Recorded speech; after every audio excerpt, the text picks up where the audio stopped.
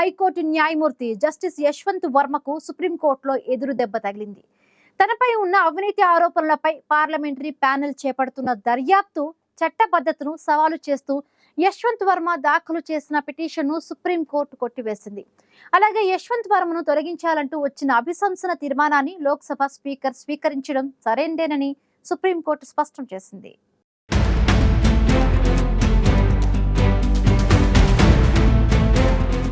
Allahabad high court న్యాయమూర్తి justice Yashwant Varma అధికారిక నివాసంలో బయటపడిన నోట్ల కట్టలకు సంబంధించిన వ్యవహారం అప్పట్లో సంచలనం సృష్టించింది.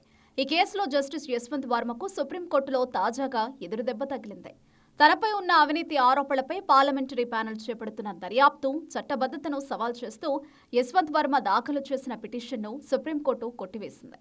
అలాగే యశ్వంత్ వర్మను తొలగించాలంటూ వచ్చిన అభిశంసన తీర్మానాన్ని లోక్సభ స్పీకర్ స్వీకరించడం సరైనదేనని సుప్రీంకోర్టు స్పష్టం చేసింది. ఈ మేరకు జస్టిస్ దీపాంకర్ దత్తా, జస్టిస్ ఎన్సి శర్మలతో కూడిన ధర్మాసనం తీర్పు వెలువరించింది.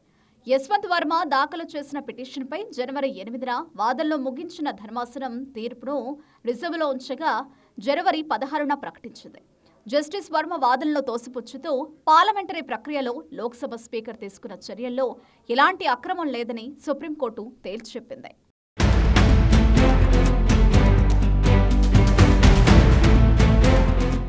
గత ఏడాది మార్చి 14న న్యూఢిల్లీలోని జస్టిస్ యశ్వంత్ వర్మ అధికారిక నివాసంలో అగ్ని ప్రమాదం జరిగింది.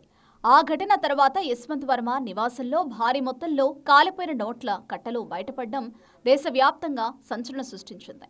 నోట్ల కట్టల వ్యవహారం వెలుగులోకి రావడంతో యశ్వంత్ వర్మపై అవినీతి ఆరోపణలు వచ్చాయి.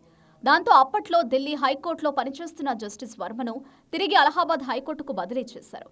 ఈ ఘటనపై అప్పటి ప్రధాన న్యాయమూర్తి జస్టిస్ సంజీవ్ ఖన్నా అంతర్గత విచారణకు ఆదేశించారు. Punjab, Haryana high court chief justice Sheel Nagur, Himachal Pradesh high court chief justice GS Sandhawalia, Karnataka high court న్యాయమూర్తి జస్టిస్ అను శివరామన్లతో కూడిన 3 సభ్యుల కమిటీని ఏర్పాటు చేశారు. ఈ కమిటీ మే 4వ తేదీన తన నివేదికను సమర్పిస్తూ జస్టిస్ వర్మపై వచ్చిన ఆరోపణలు నిజమని, ఆయన ప్రవర్తన న్యాయవృత్తికి విరుద్ధమని నివేదిక ఇచ్చింది.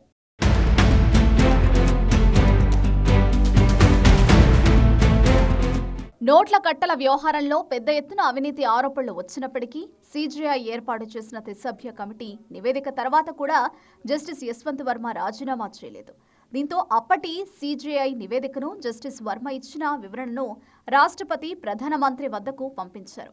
దాంతో యశ్వంత్ వర్మపై అభిశంసన ప్రక్రియకు బాటపడింది.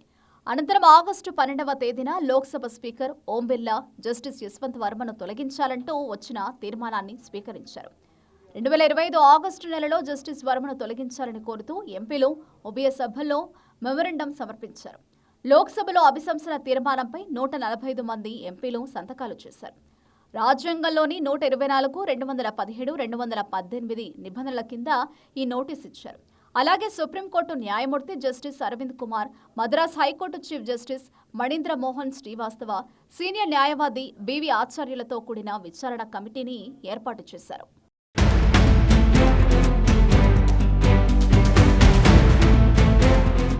ఈ మొత్తం ప్రక్రియను సవాల్ చేస్తూ జస్టిస్ యశ్వంత్ వర్మ సుప్రీంకోర్టును ఆశ్రయించారు.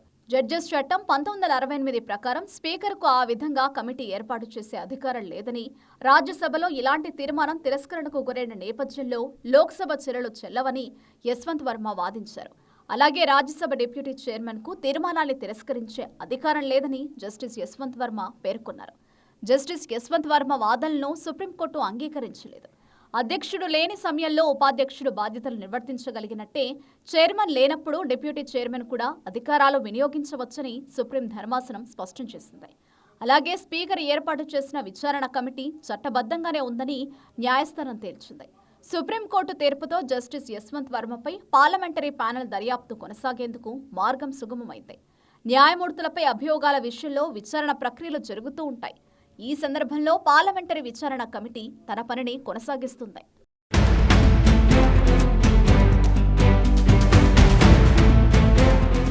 సుప్రీంకోర్టు తీర్పుతో జస్టిస్ యశ్వంత్ వర్మపై పార్లమెంటరీ కమిటీ విచారణ కొనసాగించేందుకు మార్గం సుగమమైంది. ఈ విచారణలో నివేదిక ఆధారంగా జస్టిస్ యశ్వంత్ వర్మపై తదుపరి చర్యలు ఉంటాయి. ఈ పరిణామాలను బట్టి జస్టిస్ యశ్వంత్ వర్మ చుట్టూ ఉచ్చు బిగుస్తున్నట్లు తెలుస్తోంది.